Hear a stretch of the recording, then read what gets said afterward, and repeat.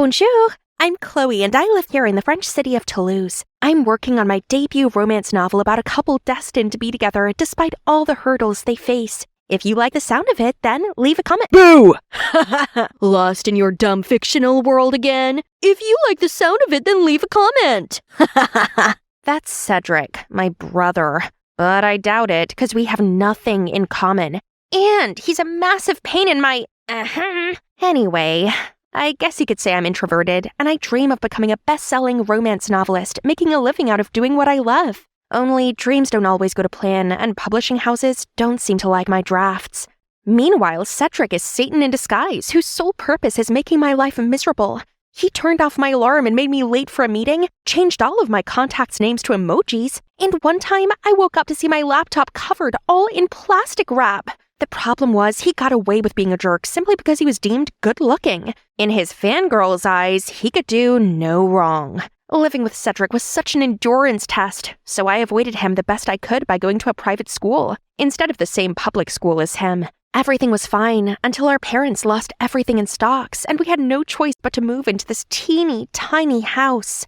One night I went downstairs to get some water and saw Mom and Dad up late with bills piled up around them. Seeing them like that made me desperately want to help. So the next day I told him that the public school had a creative writing club and that I wanted to transfer there. My tuition fees weren't a burden anymore, but going to the same school as Cedric was not ideal. So I insisted that he acted like he didn't know me at all. Still, the first few days were terrible as I kept getting lost and felt so out of place. I hardly looked up and only identified other students by their shoes. Thank goodness for the pink and white sneaker girl, Emma. She was the only person who actually noticed me, and when I told her about my writing dreams, she was really supportive. We became best friends and could chat about everything, even my annoying brother. Things were better at school, but not at home. My parents were still struggling to hide their money problems, and Cedric, well, was just being Cedric. Couldn't he see that now wasn't the time for his clown antics? I helped out as much as I could by cleaning, doing laundry, preparing meals, and even got a part-time job in a patisserie, while he literally did nothing. Why can't you stop fooling around? Chill out, sis. Even when you have a mare, all the stress will give you gray hair. Fine, act like a moron and stay in this moronic place forever. I'll get our old house back alone. After a busy shift, I just wanted to get home and go straight to bed. Only when walking along the curb, I spotted Cedric doing some dumb, noisy performance. Ugh, such a laughable, selfish bum. I had to seriously hold back, or else my fist would definitely land on his face. Oh, I still had the last chapter to finish. My body was ready to shut down, but I couldn't slack. Not if I wanted to complete it by Louis Beaumont's book launch. He's my favorite author. I'd planned for months to fly to Nice and hand him my manuscript. Suddenly, the lights went out. Guys, looks like the electricity company cut us off because of those unpaid bills. Gosh, we can't live like this. So I pulled out some money from the back of the manuscript. This was money for my Nice trip. But this is more urgent, so I gotta do what I have to do. Mom, Dad, here's some money, just to help out a bit. The next day, Cedric barged into my room with a smug grin on his face. Guess who's going to Paris? Try not to miss me too much, will ya? What? But where did you get your money from? Mom and Dad, duh. Check it out. That's my money? I can't believe this. We don't even have electricity, but they gave him money to go mess around in Paris? I shoved him out of my room and slammed the door shut. I'd always tried my best to not disappoint them, yet they favored my deadbeat brother and spoiled him rotten. All this family stuff was eating me up, so on school day, I confided in Emma. Only when I tried talking to her, she seemed distracted and kept drifting with the music. Em, are you listening? Oh, sorry, but this beat is straight up fire. Look, he's the winner of this contest. Isn't he amazing and talented? I looked at her phone and saw, what? Cedric? So he came to Paris for this stupid contest? Don't talk about him, okay? That's my selfish, uncaring brother I've always talked about. Be his fan, and we can't be friends anymore. Things got even worse when Cedric went home and literally made it rain with his reward money. Chloe, look at all of this money your brother won. Thanks to his talent, we can go back to our old house. Ugh, why is everything so easy for Cedric? He did some nonsense rap and became a celebrity. Meanwhile, it's me who had to give up my trip, my dream. At least we got the old house back, but day after day, these annoying reporters are driving me crazy. How did you come up with meaningful lyrics? Meaningful? Everyone knows rap isn't actually music. It's just some noise full of swearing and insults. Yeah, ignore her. She's just cranky from skipping breakfast. There's no escaping Cedric's name, not even at school. Please, please, please introduce me to him. Why are you so obsessed with him? Don't you remember anything I said about how terrible he is? Come on, give his music a try. I can't believe someone who wrote such beautiful lyrics can be as bad as you say he is. Fine. If she wanted to meet him, then I'd grant her that wish. It's about time she saw his true face. I opened the door and showed Emma inside when suddenly we were covered in a cloud of confetti. Why the long face? My grand welcome was the bomb! Do you know how long it would take to clean this mess? This is my brother. An idiot. Idiot brother. But then I turned around to see Emma already soaking up Cedric's every word. I can't take this anymore. My time would be better spent writing. Trembling thoughts, through fear, your eyes will find mine. Love will bind us like a cat's 9 lives. Wow, that's perfect. Wait, that voice sounds unfamiliar. Oh my, this guy was heartthrob level handsome. Bonjour, I'm Pierre, Cedric's colleague. Is he home? Yes, let me show you the way. What are you seeking him for? We're collaborating on my next album, so I'm here to practice. As a senior singer, I also helped Cedric build his show and industry connections. He's superb, isn't he? After that day, Pierre visited my house more often. Turns out he's a sweet and gentle guy who always brought us gifts, such as flowers and scented candles. And after dinner, he even helped me wash up. How can such an angel work with my devil brother? One day when I was out with Emma, suddenly she looped her arm around me and said, "You sure seem chirper these days." It's probably because Cedric's often away on music shows. You're telling me it has nothing to do with Pierre? Come on, Chloe, it's written all over your face. Fine. He's really sweet, and his smile is as bright as the sun. How can I approach someone like him? Why not start with a love letter? I took Emma's advice and wrote the most romantic letter ever, then brought it to his company. If anyone asks, I'll say I'm here to see my brother. Huh? Are they arguing? I went over to Pierre and asked him what had happened. Oh, it's nothing really. Cedric is just stressed out from his busy schedule. Yeah, right. As if there was anything stressful about this nonsense rap thing. Now is my moment, so I stuffed the letter in Pierre's hand, then ran away. I was still giddy with excitement when I arrived home. Only Cedric ruined my mood by sitting there looking like he'd swallowed a wasp. Oh no, are all showbiz parties too tiring? What a tragedy. Shut it, Chloe. What does a dreamer like you know? Dreamer? At least I'm not a self-centered, shallow idiot. I sacrificed everything so you could go after your dumb rap career, and all you do is act like an ungrateful jerk. Grow up and stop being so childish. I expected him to shout back at me, but instead he gave me this dead look, then trudged off to his room. He didn't come down for dinner or anything for the next 3 days. This house sure was quiet without him. But he's a chill guy and things will go back to normal soon, right? I guess I should just enjoy the peace while I could. The next day, Emma showed up at my house all worked up. Is Cedric here? He didn't answer any texts and calls. Huh? You two are messaging each other? I just wonder if he's okay. How typical of you to talk to him behind my back. To my surprise, Emma just impatiently barred past me and ran up to Cedric's room. Then she reappeared with a note. Cedric's gone. Jeez, how irresponsible and impulsive. He really doesn't care about anyone but himself. Enough! I won't listen to you badmouth your brother anymore. Can't you see he's seriously struggling and showing signs of depression? Who's the one who doesn't care about family here? And you really believe you're better than him? Emma's outburst left me stunned. Is Cedric really depressed? How was I meant to know that when he's always goofing around?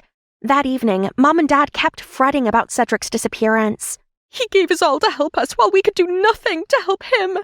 Remember those days he performed on the streets? He gave us all the money he earned, and he always tried to cheer us up when things were down. Cedric only wanted to join the rap contest to win some more money. He was very nervous, but we believed in him, so we gave him the money to enter. Oh God, so I misunderstood him all along? Suddenly I remembered his winning track that Emma insisted that I listen to. I went up to my room and turned it on. It's about us, his beloved family. Turns out he wasn't a deadbeat, idle loser like I thought he was. He always puts on a happy face to lift others' spirits while quietly struggling with his own demons. I needed to find him and apologize immediately, so I went to Pierre for help. I had no idea he was struggling so badly. I should have noticed that he was suffering and not overloaded him with work. But there's an important show coming. If Cedric was a no-show, he'd be in breach of his contract and have to pay a huge sum in compensation. Oh no, that's not good. What should we do now? You know what? You look a lot like Cedric. How about you disguise as him? But how? Don't worry, our makeup team is top-notch. Nobody's gonna know. This all sounded crazy, but it seemed like I had no other choice. My family couldn't be in debt again for this. Being this close to Pierre made my heart flutter. He took me for my makeover, then I learned to lip sync and perform on stage. I even tried to walk and talk like my brother. I felt bad about deceiving his fans, but I couldn't risk Cedric getting into big trouble. It's only a one-time thing. Sometimes I lip sync too. It's no big deal. I felt a bit confused. Then suddenly, a stage crew member above me accidentally dropped a wrench. It could have knocked me off if Pierre didn't swoop in and save the day. Now, back to practicing, and oh boy, was it hectic. Pierre stayed with me the whole time and was really supportive. We also never stopped trying to look for Cedric together. I felt our connection growing, but couldn't figure out why he hadn't made any move. Maybe my first letter hadn't been clear enough, so I sneaked into Pierre's room and left him another one. Only later that day, I saw him glued to his phone, so I took a glance. Huh? He was messaging somebody with a very cheesy nickname. Right, he wasn't interested because he was already dating someone else. Oh no, I have to reclaim my second letter before humiliating myself. I ran into his room but couldn't find it anywhere. Wait, what's this? Here comes the big night. I was absolutely terrified. Pierre smiled sweetly at me and held my hands. We shared a look, then stepped on stage together. There were so many people out there. My legs felt numb, but then I spotted Emma beaming at me from the front row, and my nerves eased again. I quickly found the beat, then lip-synced and danced perfectly. But halfway through the song, the stage lights suddenly went off and a shadowy figure walked toward me. Cedric! The audience oohed and awed, then clapped in excitement as Cedric continued the rest of the performance. During the break, everyone went backstage and saw Pierre grab Cedric's arm. Cedric, where have you been? We've all been worried sick. Drop the act. You're just using me to make yourself rich, forcing me to do show after show, and when I was exhausted, you pushed lip-syncing onto me. What are you talking about? These shows are to help you gain support. Starting out in this industry is hard. Hey, I even lent you some money to get your house back. You mean the money you used to tie my brother in with his stupid contract? You compelled Cedric to work exclusively with you, performing 2 years for free to clear his debt. But according to these receipts for each show, the money he should have received already exceeded the amount he owed you. What the? Surprised much? Now we have all the evidence against you. So what? Cedric signed it anyway. A contract is a contract. Break it and I'll get you kicked out of the company and make sure you never get any show again. Your whole family will be dirt poor like before. I don't think so. What would the public say if they knew you've been flirting with him all along, and when he rejected you, you manipulated and overworked him until he agreed to date you? How long have you known? Long enough to expose you. Now, you have 2 options. 1, cancel the contract within the next 24 hours and pay my brother the excess money you exploited from him. Or 2, we'll publish what you did and see if you survive in showbiz afterward. I don't hate you for having feelings for me, but this deal is not fair. Pierre looked nervous and angry, then just stormed off. I turned to my annoying, goofy brother and gave him a big hug. I'm sorry for misunderstanding you before. Why didn't you tell us that you borrowed money to get back our house? I know how much you wanted our house back, so I joined the contest, but the prize money wasn't enough. That's when I asked Pierre. Silly me. If you hadn't found the contract and receipts, I would have still believed his lies and worked till exhaustion. So you did get my message. I was about to shut off all connections to the world. But that day I felt super uneasy, so I opened my phone and saw your message. Must be sibling telepathy. One more thing. Emma, you truly helped me find myself again. What do you say? Do you want to be a superstar rapper's girlfriend? Yes, I do. Please keep the lovey-dovey stuff to a minimum in front of me. Luckily, I was spared when a stage crew called Cedric to go back on stage. You know, it's not easy for us artists to have a big platform, literally like the stage. We always have a price to pay for the glory. Because of that, I'm eternally grateful for my amazing family and friends who always have my back. And a big shout out to my sister for being my inspiration for this song. Then he started rapping to my poetry. His rhymes and my poems are flowing, really getting the crowd going. He's a lyrical gymnastic genius. After the show, Cedric received a video from Pierre. Cedric, I'm sorry for taking advantage of you. I like you so much and wanted to keep you close. I'll pay back what I owe you, then take a break from showbiz for a while. I really hope one day you can forgive me.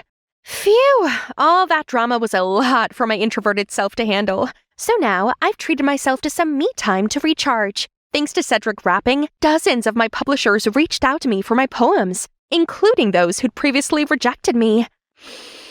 Gosh, am I seeing it wrong? A mail from Louis Beaumont himself? I can't wait to see him in person. And you, keep working on your dream. Perhaps a secret angel is on the way to bring you a wonderful opportunity. Hey everyone, I'm Ellie, and my genius inventions are set to make me the next Thomas Edison. If you want to see more of my one-of-a-kind inventions, please comment and don't forget to like and subscribe to Animated Story Show. My mom passed away when I was little, so since then, it's just been me, Dad, and my older sister Kara. Dad's an independent scientist. Growing up, he was always inventing something and let me help around. Naturally, I developed a passion for inventing from an early age. You're playing Frisbee and you're hungry, but you don't have a plate to eat your food. Has this ever happened to you? No. I present to you the Frisbee food plate. Okay, no Frisbee plate. How about these goggles that help you cut onions without tearing up?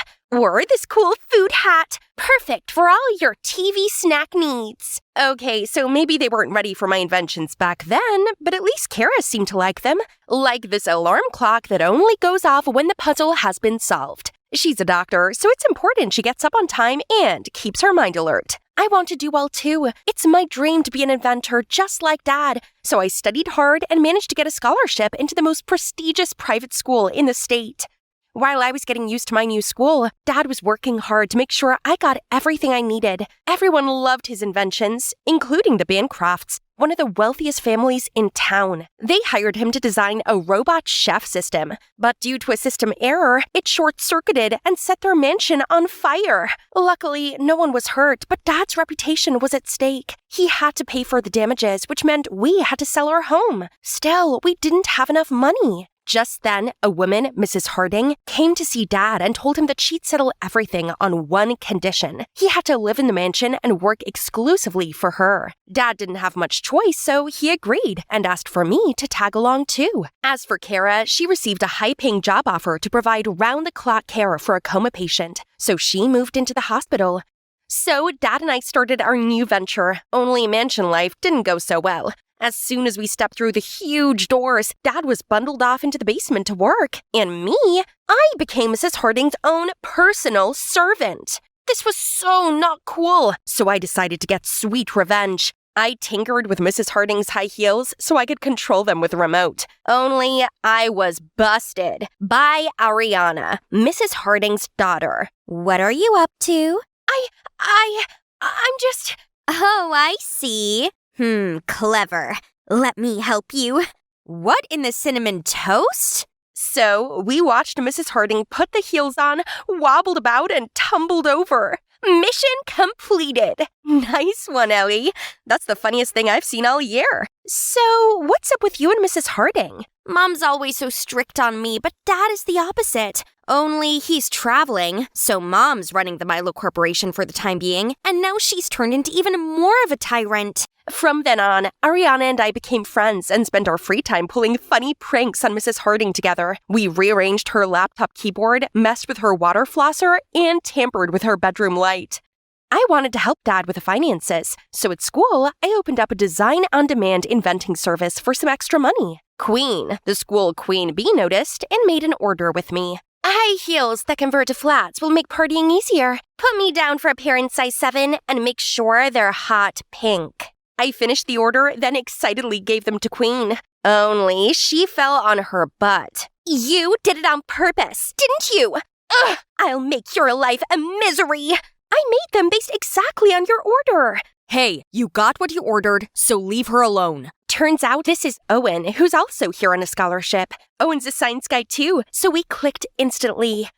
One night, I was serving dinner when I overheard Ariana ask her mom why her dad wasn't back home yet. Ariana, he has flown to India for a spiritual retreat. Huh?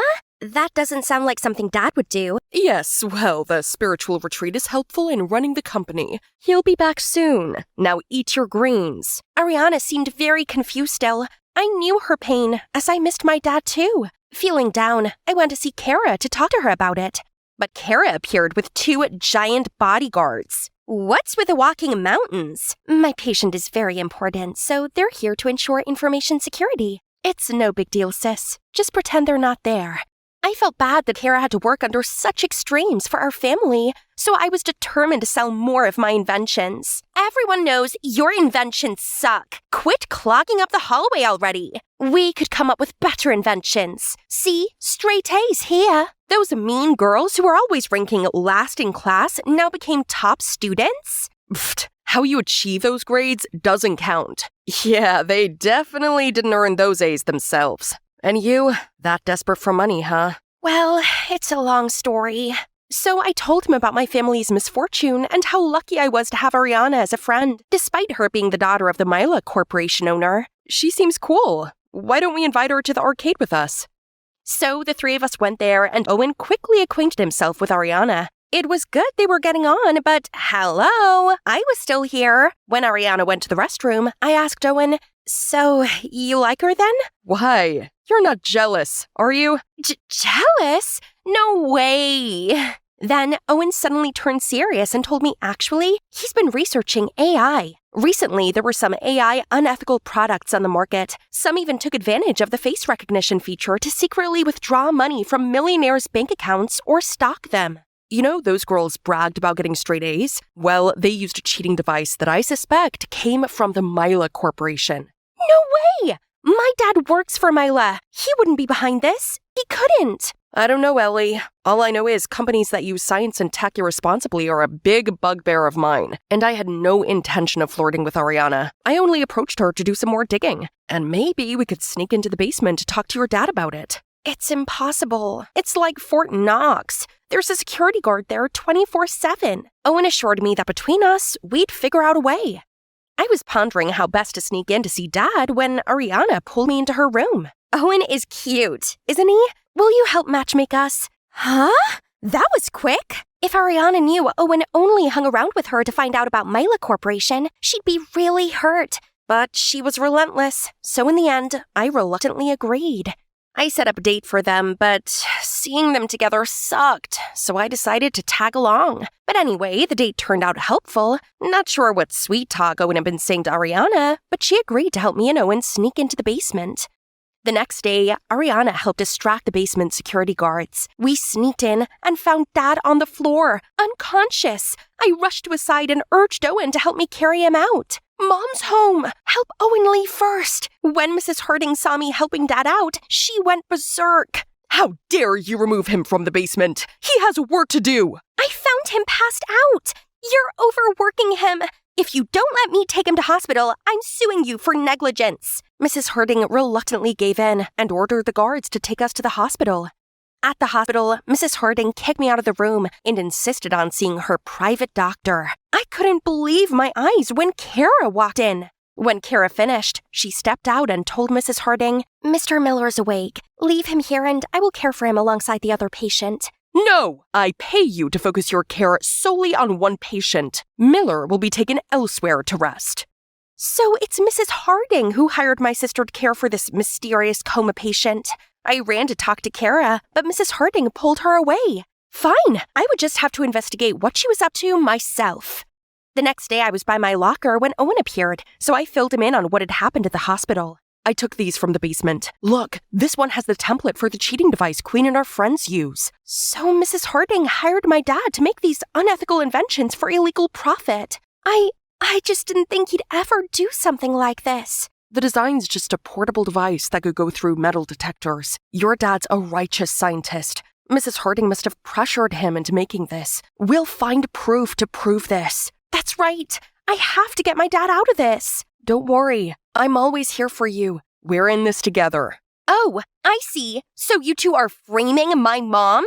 Ariana, you don't know what's going on. Oh, I don't? Then tell me, is this why you approached me? No, let me explain, Ari. And you let him use me? Am I a joke to you two? Then she stormed off. What I feared the most had come true. Ariana was furious with us both and ignored us since then. Then, a few days later, a huge news report broke. Science no match for monk life? Myla CEO Harry Harding moves into monastery and leaves $1 million corporation to his wife, Desi Harding. I and Owen were so shocked to hear the news. Just then, Ariana came to tell us Mrs. Harding had been acting odd, so she eavesdropped on our call and heard her mention Mr. Harding, then looked very nervous and shady. Ariana knew something was up, so she paid a private investigator to delve in deeper, and turns out her dad never went to India. And now that he's back, he refused to see me and was all surrounded by bodyguards. That's it. We gotta get to the bottom of it.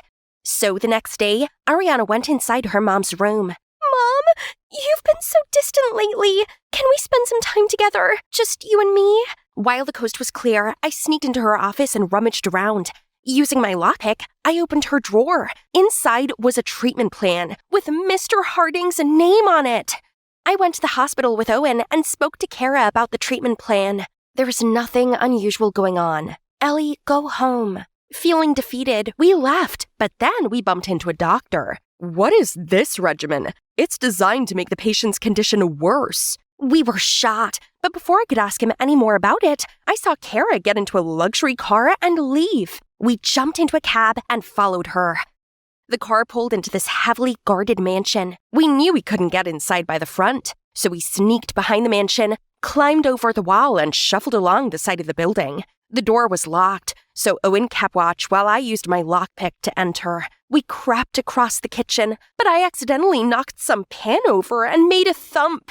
Who's that? Owen immediately pulled me behind the fridge to hide as the guard shone a flashlight around. Gosh, this tight space made us way too close to each other. I could hear our hearts beating in sync. The guard finally gave up, and we left the room. Suddenly, I spotted Kara turning in the hallway. Follow Kara. I'll stay here and play lookout. As Kara stepped into a room, I saw Mr. Harding lying there. Kara, what's going on? Kara looked surprised seeing me and pulled me to the hall. Ellie, you shouldn't be here. Is that Mr. Harding lying in the room? That's right. Mr. Harding has been in a coma due to an accident during his trip. I was hired by his wife to take care of him. But when he started to recover, Mrs. Harding asked me to put him in a coma for good. I pretended to do as she said, but secretly, I've been helping him. Then who was the man showing up as Ariana's dad before? What on earth do you think you're doing here? Mansion! Go into lockdown! Voice verification not recognized. Surprised, huh? We've reset the system. Now it only responds to me. Seemed like Mrs. Harding had installed an AI system to control the mansion. Luckily, Owen managed to reset it. How could you? Look what else I found in your mansion. You trapped Mr. Miller here and forced him to build a robot to impersonate Ariana's dad without telling him the truth. Dad's also here? And the man showing up as Ariana's dad before was the robot he had created. Restrain them at once. Well, I guess it's time to use my flycatcher. I shot Mrs. Harding and the bodyguards in the eyes. Security! Get them! Right then, someone showed up on the yard. I'll distract them with the robot. Those dumb guards mistook the robot for the real Mr. Harding and ran after it. Let's get out of here. Mansion! Lockdown! The 5 of us ran out of there, while Mrs. Harding and those guards were immediately locked inside.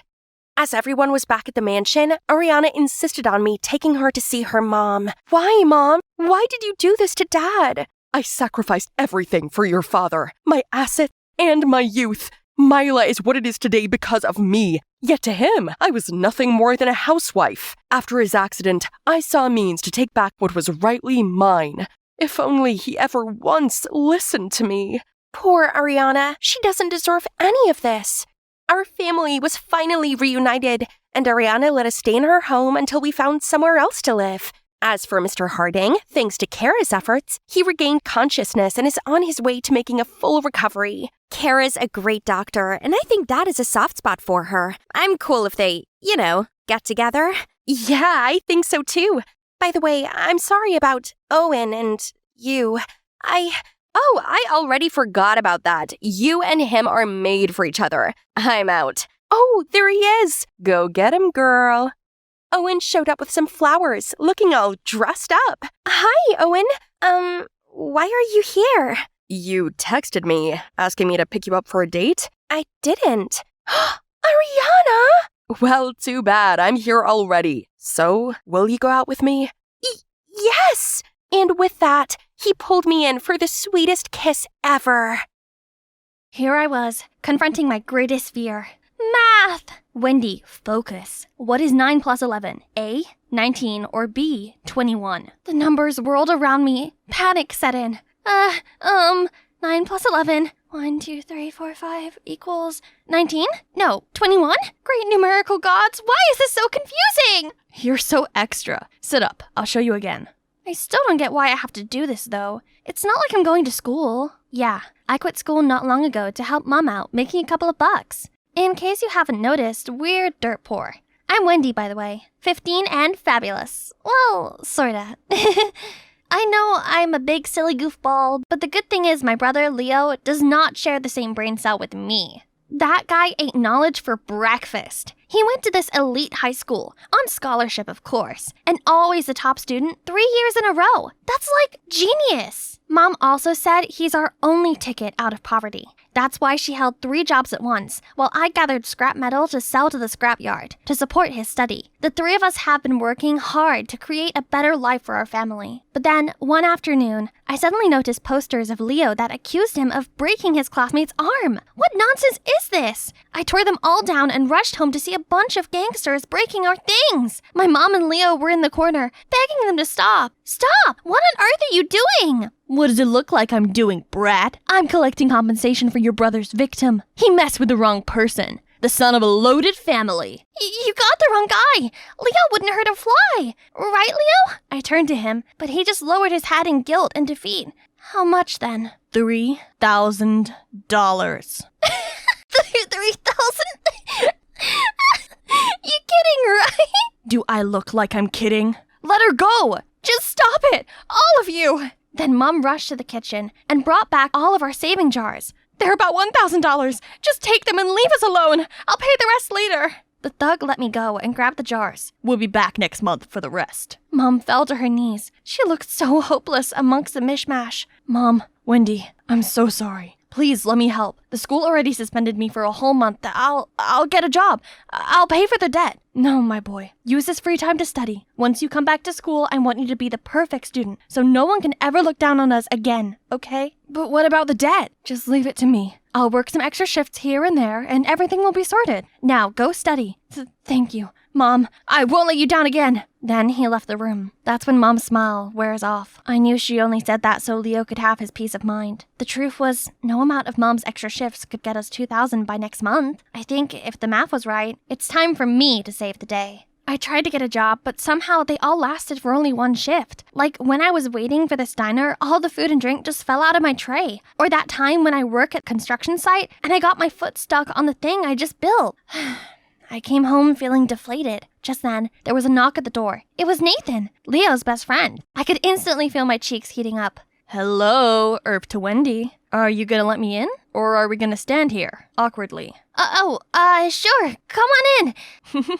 You look, exhausted. You sure you're alright? It's just the whole thing with Leo. I've been trying to get a job to pay for the debt, but nothing worked. I'm sorry all that happened to your family, and I want to help you, but there's something you should know first. After the talk, Nathan got me a job as a maid for his cousin Zach's house. Other maids were showing me around when, get out! A maid ran past us, crying her eyes out. What was that? That is the young Master Zach throwing a tantrum. He's the illegitimate son of the late master and was only brought here 5 years ago by his grandfather. And let's just say, Madame Linda, his stepmom, is not so thrilled about it. They've been on each other's necks ever since. The girl you just saw was Madame Linda's favorite. She's been a thorn in Master Zach's side for a while now. Then I gotta find a way to get on both their good sides, to prove that I'm perfect for this job. Okay, first day at work, Madame Linda was complaining about Zach's toy car collection, so I threw them all away. But Zach went bonkers on me and went rummaging through the junkyard to find every single one of them.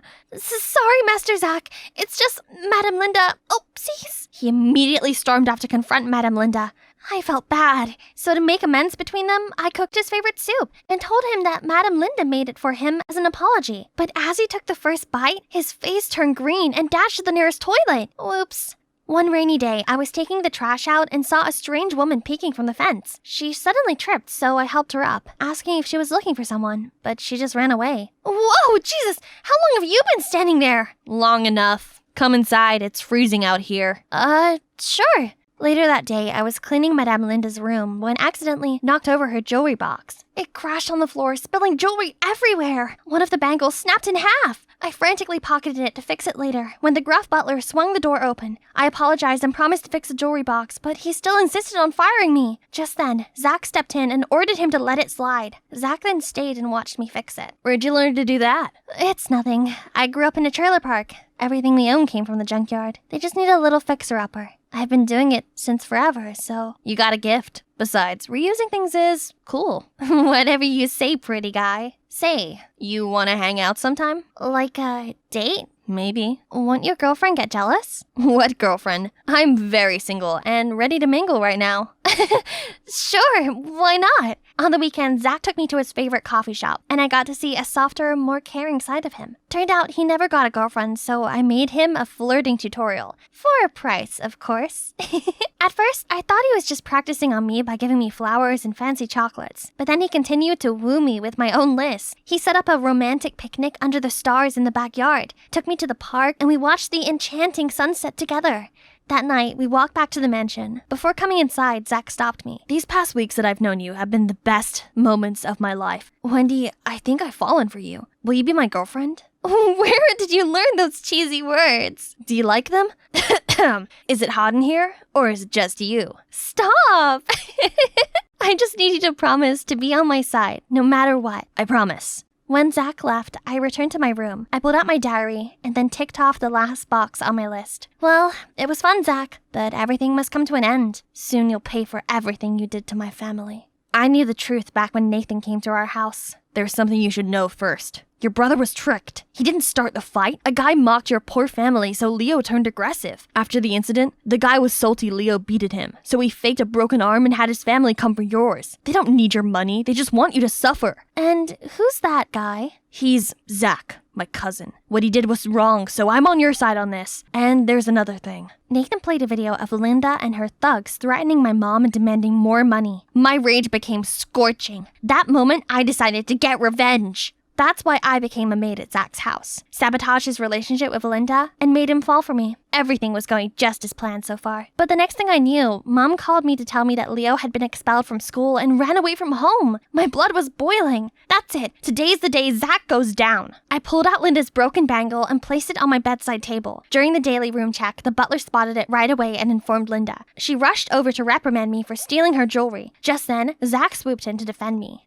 Zach, you have to trust me. I didn't steal it. I just wanted to fix it before turning it to Madame Linda. Don't worry, I believe you. You heard her. I know you despise me, but don't you dare drag my loved one into this. Oh, finally put it out in the open, huh? You and your low-life girlfriend. Birds of a feather. You're right, we're alike, and that means we're nothing like you evil witch. Ha! Let's see how you like it. Alone on the streets. Guards, throw them out now! The next second, Zach and I were dumped on the sidewalk along with our belongings. Watching him grappling his stuff, I couldn't help but chuckle. How does it feel to be discarded like an unwanted object? Enlightening, isn't it? What are you saying? You remember Leo, the person who broke your arm? Who you used to extort money from my family? I'm his sister. I think you got it wrong. Leo didn't break my arm. He only shoved me to the ground and said something like, don't talk nonsense about his family. I didn't care, but Linda kept telling me to skip school the next day. She must have used me to make a fuss. You mocked my family for being dirt poor. That's why Leo was so mad at you. That's not true. I used to be poor too.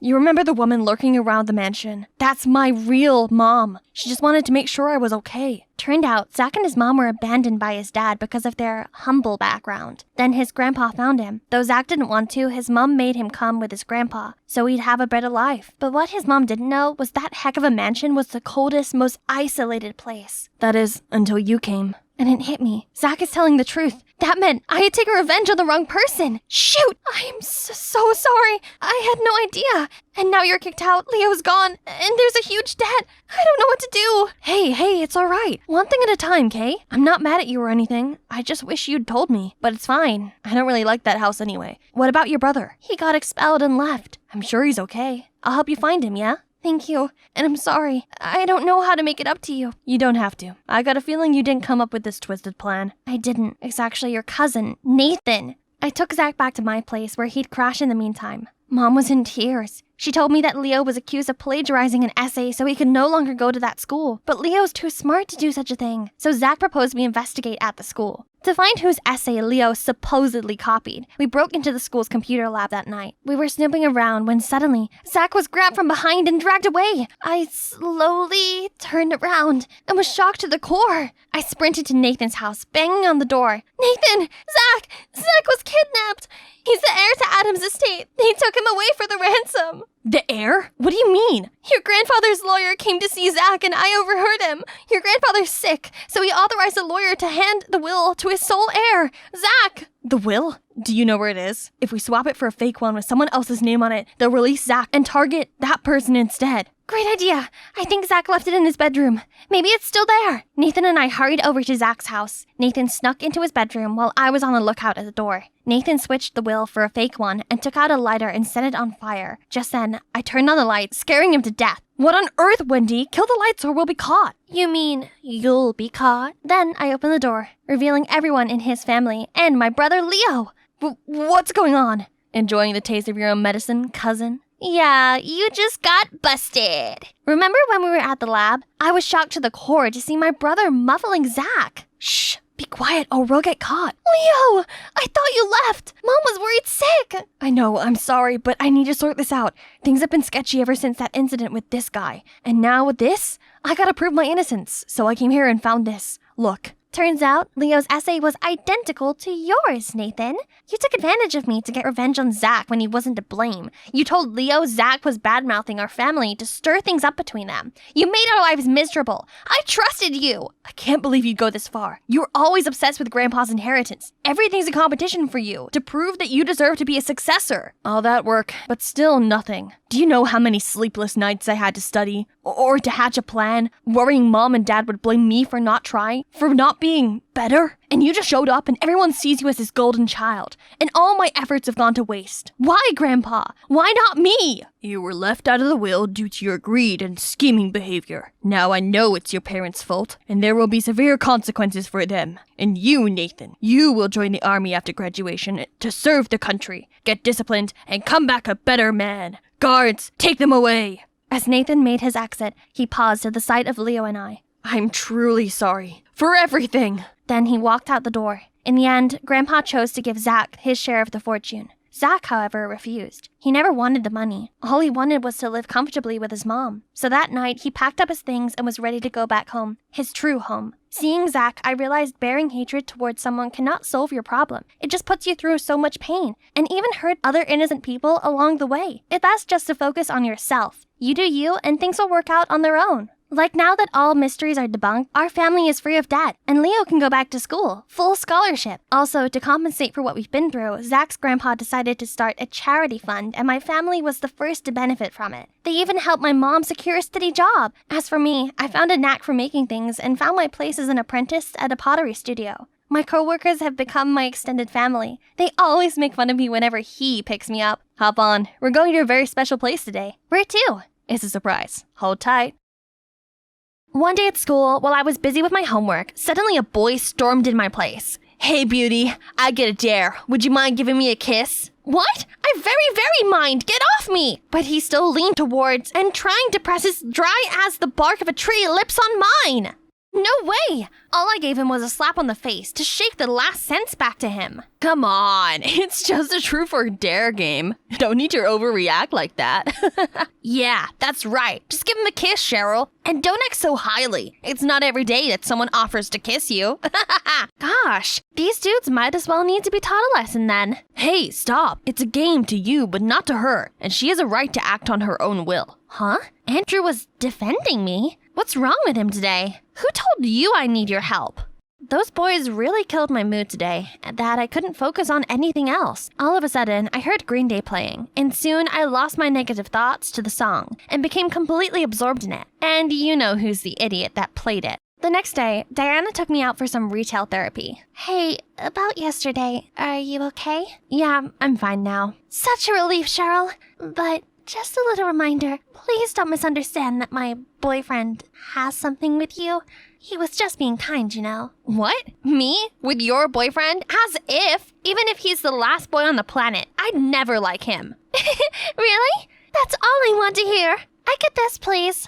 Sometimes I couldn't understand my friend. But what if he still had feelings for me? What am I thinking? Get yourself together, Cheryl.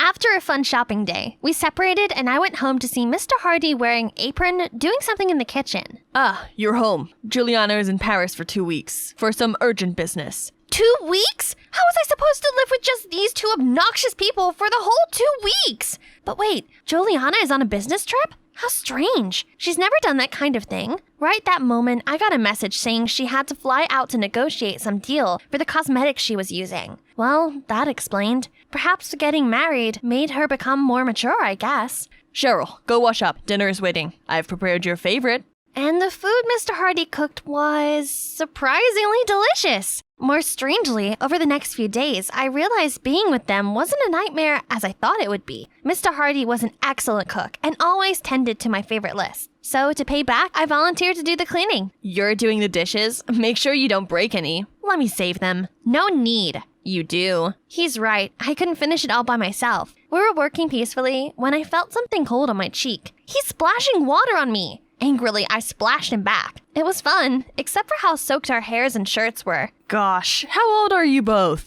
One day after dinner, Andrew asked me to go with him to the grocery store. Okay, fine, but I wouldn't carry any bags. Then we took a stroll around the neighborhood. The city at night with flickering lights did have some soothing effect. Yours is chocolate, right? Can I take a bite? Then he had like half of my ice cream. Oops, sorry. You can have mine. That's fine. Seemed like our princess is in a good mood today. Normally you'd chase me all the way down the street. That's true. I hate to admit, but since Andrew and his dad moved in, I found myself happier and more relaxed. Hey, did I say something wrong? And for some reason, my words naturally blurted out about how lonely I had felt in my own house. When my parents passed away, Juliana is my only family, but she's too drowned in her own flashy hobbies, sparing no time for me. Not until recently, she spent more time at home, which is good anyway. I didn't know that, Cheryl. So we have more in common than I thought. Actually, my childhood wasn't as wonderful either. My mom and dad got divorced when I was 7. I just thought it's because they're not meant for each other, but turns out mom was having an affair, which made dad devastated and closed his heart to everyone until he met your aunt. Poor Mr. Hardy and Andrew. My aunt actually had changed ever since she's been with Mr. Hardy too. Maybe they're the right ones for each other. We kept walking along the riverbank, and chatting with Andrew wasn't bad like I thought, or even good in some way. Suddenly, he tripped over something and fell on the ground. Gosh, you're bleeding! Sit here, I'm gonna buy some bandage. But I didn't manage to get too far before witnessing a scene I wish I didn't. A day after Juliana came back from the business trip, she immediately called for a family meeting and announced the unexpected. Cheryl, Andrew, we have something to tell you both. Mr. Hardy and I decided our relationship has come to an end. What? Why so sudden? Dad? Mr. Hardy didn't say anything, but seemed to not take it well either. Then Andrew turned to me for an explanation, but I just couldn't bear his look. It's just, we realize we're not for each other. You'd better move out soon. Empty and awkward atmosphere covered the room. The news hit us hard. Mr. Hardy kept silent until they were about to go. You should cook for Cheryl more often. She likes stir-fry veggie. Drop it! Stop acting like you understand me better than my aunt! Get out of my house now! Take care, Cheryl. They've gone out of our lives, just like I always wanted. But what is this aching feeling? Days after, at school, Andrew kept trying to talk to me, but I avoided him by all means, until once he took me by surprise and pulled me to a corner. Cheryl, tell me, why did they break up? You must have known something, right? Didn't you listen to my aunt? They're just not made for each other. You're hiding something. Stop bothering me. We're not related anymore. I walked away as fast as possible. Seeing his face was the last thing I wanted now. Thank God Diana found me. I'm sorry for that, Cheryl. By the way, I dumped Andrew. Like father, like son. Better stay away from them all. Yeah, it should have been that from the start. Things went peacefully for a week. Diana was always around, and soon my days were filled with her presence and care. I felt thankful to have a best friend like her around at this time. Then one day, Andrew suddenly approached me in rage. It's you, right? What? Then he showed me the lipstick he found in his dad's bag, and some lip marks on his shirt as well. That's when he suspected Mr. Hardy was having an affair, causing the rift between him and Juliana. But Dad said he would never do that, and I trusted him. What happened with Mom devastated Dad, so no way would he do the same thing with anyone else, which left you the only one who's behind this, right? What? How is it here? Yes, it's me. It's me. So what? But why did you have to do it? Isn't it? The day after, I asked Diana to meet me in a cafe. Diana, my aunt and Mr. Hardy are getting back together. Can you believe? How could it be possible? One more thing. You forgot this at my place? Why did you do this, Diana? Is it just because you're afraid I would steal your Andrew? I told you I'd never steal my bestie's boyfriend. What's going on here? Didn't we just fake date Diana? Andrew? You guys just faked date? But why? Then he said that he just moved back here. He wanted to talk to me to untangle the misunderstanding in the past, in hopes everything would get cleared and we might get back together. But Diana approached him and suggested they fake date to see how I would react first. I thought it's kind of a good idea, so I agreed. Have you both lost your mind? Why did you suggest such a thing? It bugged me when seeing you living together, so I had to separate you again. Again? What does this mean? It's not the first time you did this, right? I couldn't bear seeing you together because I like you, Cheryl, for a long time now. So back years ago when you became Andrew's girlfriend for some stupid game, I tried to end it as soon as possible. Turns out, Diana paid the boys to fabricate the story of Andrew setting up the game to deceive me for money and intentionally let me hear their conversation. So that meant I wrongly accused Andrew. I trusted you as a best friend and share everything with you, even my insecurities. But you just use it as a means to satisfy your selfishness? I didn't mean it. And now you're even willing to sabotage my family's happiness for your own needs. You've gone too far. Diana was wrong, but not this time. Actually, Andrew, Diana wasn't the reason why your dad and my aunt broke up. It's me. No, it's her who put the lipstick on my dad's bag, remember? It's true, but my aunt never found this lipstick. Ironically, your dad was supposed to be accused of having an affair, but in fact, my aunt was the one who really did. You remember the night we went to the grocery store? I was looking for a pharmacy, but happened to see my aunt hands in hand with another man. Why is your Paris business trip involved having a fling with another man? Do I have to remind you that Mr. Hardy and you are getting married? Don't you love him? Cheryl, I love him dearly. I don't know what's gotten into me.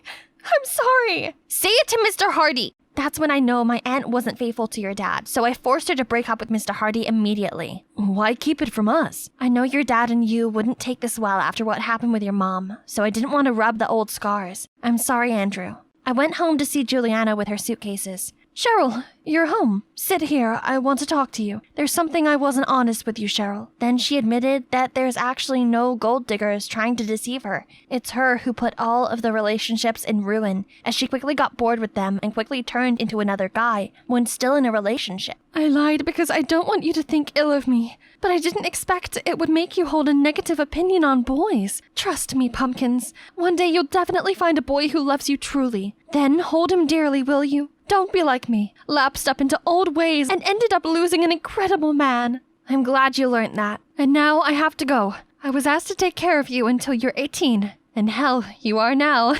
I believe my pumpkin can live on her own feet from now. Bye. I hope you could lead your independent life too, Auntie. Now, all the truth was revealed, letting out the secret that was relieving after all. I was sitting on our favorite spot at school, but beside me wasn't Diana anymore. I got this letter from her in my locker this morning. Hi, Cheryl. I apologize again for my selfish acts. I should have known better that love cannot be forced, and I am also grateful to your big heart. I always cherish every moment shared with you. Though it's hard, I have to go now to find a way to heal myself. Take care, Cheryl. Diana. Kiss. My best wishes are with you, Diana. Why the dumb face? Without letting me crack a word, out of nowhere, Andrew snatched my earphones. Green Day? You're too predictable, Cheryl. Why are you here? I saw you sitting alone, so I guess you might need a companion? Yeah, Diana's moved to another city, you know. Yeah, she'll be fine. Andrew, I'm sorry for wrongly accusing you back then. I was too childish and impulsive. I should have listened to you first. That's fine. Actually, I have something to tell you too. You know, when you said you're the one who broke up Dad and Juliana, I was really angry. But a part of me was kinda happy, because that would mean you didn't want us to be cousins. Because I didn't want that either. I want more. Cheryl, would you be my girlfriend again?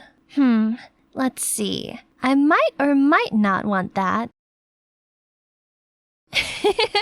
I'm kidding. Of course. I'd love to, Andrew. Then he pulled me for the most magical kiss ever. I forgot. Dad asked you to drop by for dinner tonight. Did he? Yeah, I shouldn't miss that. I will ask him to make fried chicken burrito, baked ziti, Greek salad. Isn't it too much? I'm not finished. No one told me it's this windy up here. I'll probably be wiped off of Earth before I could wipe all these windows. It's okay, Harper. Remember, you're doing this for Aaron. Just a bit of tough work for now, but imagine the incredible time you'll be having at the concert. Imagine, oh my God, Aaron and her? Hold up, let's start from the top. Hi, I'm Harper, the biggest fan of the greatest boy band, The Statics, especially their rapper Aaron. I turned 18 not long ago and I'm taking a gap year to find my true passion.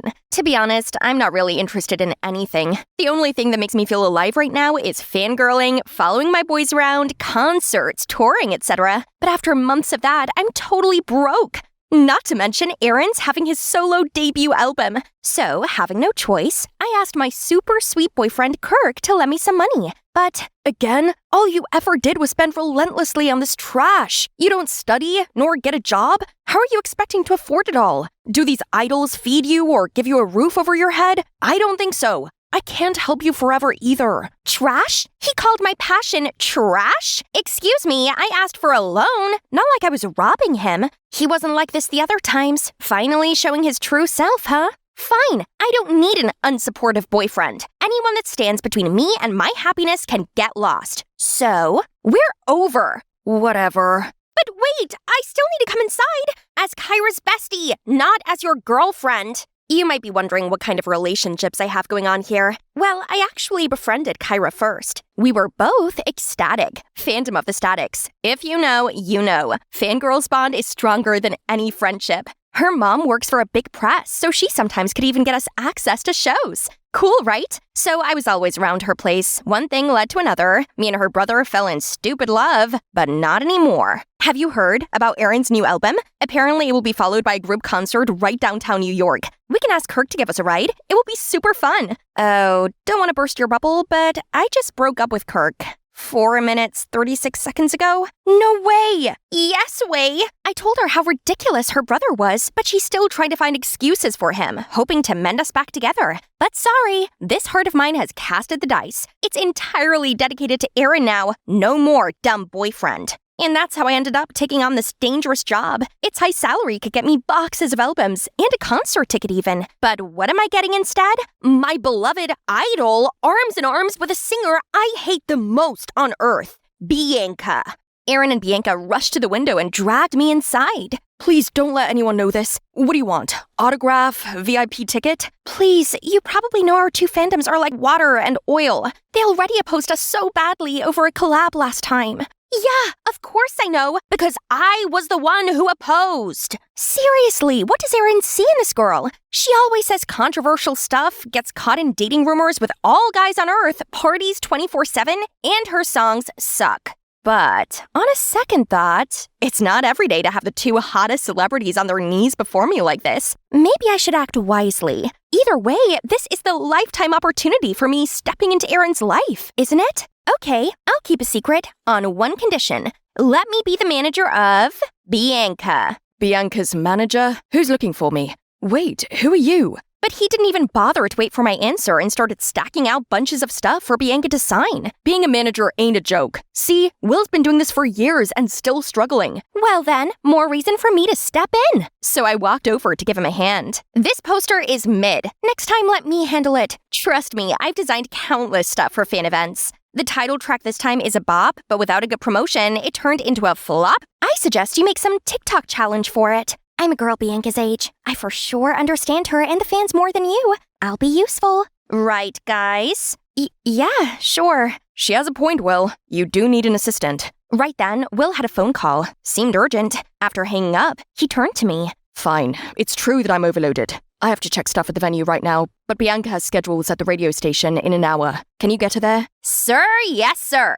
Just like that, I helped Will around, and it's safe to say I was basically Bianca's sub-manager. Life was pretty sweet. I got to tag along to shows for free, while keeping an eye on my love rival. I sure enjoyed playing God with my new puppet. Everything Bianca eats has to get my approval. Bye-bye, yummy tacos and burgers. She's only allowed to use the phone at certain times of the day. Stop texting boys and start working on your terrible music, honey. Then tell those annoying boys to stop bothering me. Even her sleep is strictly fixed, just because I love seeing her suffer. And I make sure her schedule is packed. Vocal training, dance practice, filming content. Girl, you have a lot to work on. But on days where she worked with the Statics, I'd let her off a little. Still, that doesn't mean these two could flirt under my nose. Seriously? It's like you guys are begging to get caught. Think about your future. This dumb fling won't matter a bit the day your career's on the edge of failing, won't it? I'd make a good manager, right? But I occasionally saw Liam, another member of Statics, being way too chatty with Bianca. Well, as long as it's not my Aaron. But I know someone who wouldn't like this. Kyra, as Liam's her bias. I guess the rumors are true. Liam is a playboy. And to prevent Aaron from getting caught in the same thing, I accidentally arranged Bianca's schedule to be 100% off with Aaron's, so they couldn't meet up. But Bianca still asked me to bring him gifts often, and surprisingly, Aaron wasn't too upset about his girlfriend not showing up. I guess I can get him in another level that Bianca couldn't. We soon talk a lot and hang out also, and he literally blurted out about how Bianca was so uptight, how some of her annoying habits gave him the ick, and that being with me was so much more comfortable. Uh-oh, sounds like love's fading. On the other hand, Bianca was extra upset that they still couldn't date on their anniversary. Not on me, though. Aaron himself didn't want to see her and made excuses about how paparazzi had been up on his grill because he's been doing so well lately. But Bianca has had enough with this all. She wanted to go public. I heard her talking to Aaron on the phone about it. No, that's not gonna happen. I have to be a step ahead. I immediately searched for a photo, then posted it anonymously on a fan forum. If Aaron goes public with anyone, it's gotta be me. But oh boy, maybe I've not thought this through. What was I even thinking? The next day, the internet went crazy and it's all negative comments. Thankfully, Aaron's side has spoken up and calmed it down by fabricating a story about how this was from a long time ago. And it was his first love, blah blah. Anything, as long as things go down. I haven't even finished my sigh of relief, then out of nowhere, Aaron's stomping into our studio looking furious. R.I.P. me. Bianca, have you lost your mind? I told you I did not agree. Why did you post our photo? Are you trying to sabotage me? Sorry that you don't have a career so you can act careless all you want. But I do. I have my reputation and an army of stupid fangirls to please. I was frozen, as well as Bianca. Right then, a call came from Kyra. I swiftly sneaked out to take it. It's you, right? The lucky girl in the photo? I can tell by just one look. Last time we talked, you only mentioned seeing Bianca in real life or something. When did Aaron come into the picture? How could you not tell me? I was dumbfounded, didn't know how to handle this. I mumbled out a few words so Kyra would keep this a secret and that we'd talk later. Okay, gotcha. But then help me meet my Liam, please. What? No, trust me, he's a player. They all are. Get over him. So Kyra recognized me that easily, but why Aaron didn't? He even mistook me with his so-called girlfriend, Bianca. That picture was also taken at the secret balcony of his penthouse that he swore he'd never taken anyone there before. Having too much on my mind, I wandered to his place, but ran into Liam? He's talking to a girl. She wiped her tears, then left. I should get going. Don't want to mess with another player right now. Harper! What? Don't worry, I won't tell anyone about that 400th girlfriend of yours. Correct, it's the 400th girlfriend, but not of mine. Turns out that girl's also a victim of Aaron the Heartbreaker, not Liam. Liam has always been the one who's cleaning after his mess, making sure the girls are all right and won't do anything harmful to the band's reputation. Probably that's why the public labeled me as the player. I always got caught up with these heartbroken girls. And now you. What do you mean? I'm okay. Come on, I know you also got tangled in Aaron's love web. I'm sorry, I could have warned you earlier. I've been trying to hint it to Bianca, but the girl was too head over heels for him. I felt so stupid for thinking I could live that fantasy of being Aaron's girl so easily. All this time, we all blindly put Aaron on a pedestal, while letting Liam be wrongly accused of all the things he never did. Through Liam, I found out that the Statics has been having a problem. Aaron wanted to leave the group because he thought they're a burden and he'd do better on his own. But the rest knew that it would break the fans' heart if one of them left. So they've compromised by letting Aaron have a solo album while still staying with the group. Oh no, kick that jerk out now. As a representative of Ecstatic, I can assure you that we won't be sad if we know what an awful person he is. We'll show him the door. Glad to hear that. Now, about Bianca, do you know how to break this to her in the best way? It's hard, but ugly truth is the only way. So the next day, we went to see Bianca together, told her all about how much of a jerk Aaron is, all the girls he's been seeing, all the bad-mouthing about her, he said. Surprisingly, she took it better than we thought. Thank you, too, for looking out for me. I know he's bad, but I thought I'd been able to change him. But yesterday when he came throwing a fit at me, I realized that I deserved better. Oh, poor Bianca. I really owe her a zillion apologies. I asked Liam to give us a minute and came clean to her on everything. On the photo I posted, on how I intentionally got in between the relationship, on my dumb rules just to get the better of her. I'm truly sorry. I'm just a Delulu fangirl after all. I'm really sad to hear that because at some point I did consider you a friend, especially your ridiculous rules. It helped me a lot. Look, you kept me on a strict diet, helped me get a healthy sleep schedule, made me practice more, stay off my phone, no more doom scrolling and obsessing over hateful comments. I can assure that you've helped me become a better artist and human overall, even though it's by accident. You are seriously too nice. How come I spent all these years hating on you? I'm sorry, and I don't think I should be around here anymore. I'd better go back to my normal life. Take care, Bianca. Bianca gave me a tight hug and said that she hoped I'd still come to her concert next week, as she'd perform the dance number we created together. Liam was nice enough to accompany me to Bianca's concert. I did ask Kyra if she wanted to come along, but she was all cranky. Bianca's concert? Are you an Ecstatic anymore, Harper? She's our enemy. Kiddo, if only she could see past the hate. She could have met her Liam now. The show was going on smoothly. Bianca perfected our dance routine. I was so proud. But as she went to get ready for the next song, a strange VCR got played. I'm a selfish fanatic. A friend's betrayal, a gold digger, a Delulu, and on screen were pictures of me. No! Is this why Bianca insisted I come? Is this her paying back? Or is this Aaron's? Or Liam's? Suddenly, Bianca on the mic snapped me out of the panic attack. And I'm all the worst things without your love. Ladies and gentlemen, your favorite track from my second album, here's Without You. Everyone cheered loudly, but a voice behind me took me aback. No, guys! That's not what the video's about! The lunatic is here! This one! Oh my god!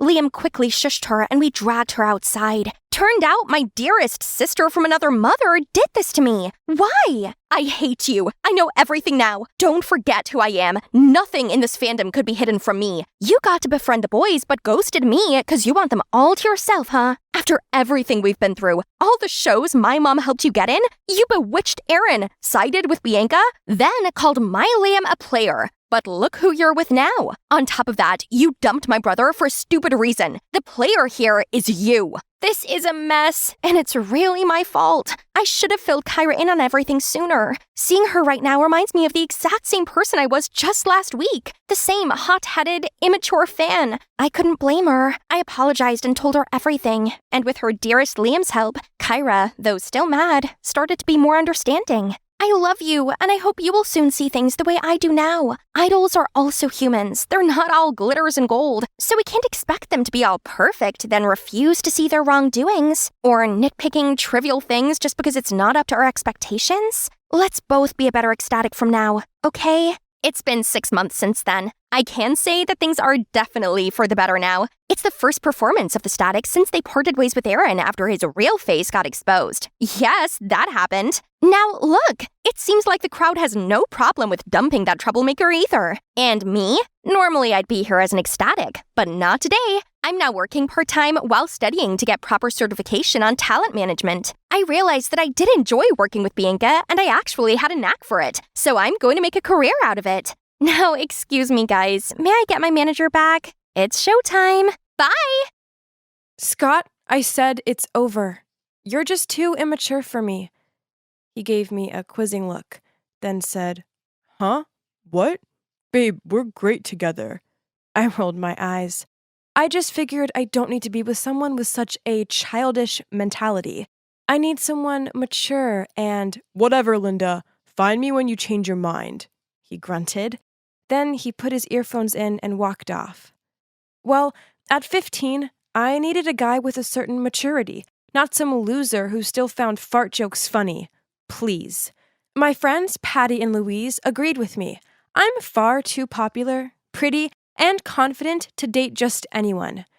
Anyway, as luck should happen, I was walking along the school corridor when I saw this lost-looking but amazingly handsome guy. Flicking out my hair, I approached him with my friendliest voice. "Hey, are you okay?" Flustered, he replied, "Yes, which way is it to the principal's office?" "I'm going that way anyway, so I'll show you." This was a blatant lie, as my class was in the other direction, but he didn't know that. Later that day, I walked into physics class with Lewis and stopped dead. Standing at the front of the class was that handsome guy.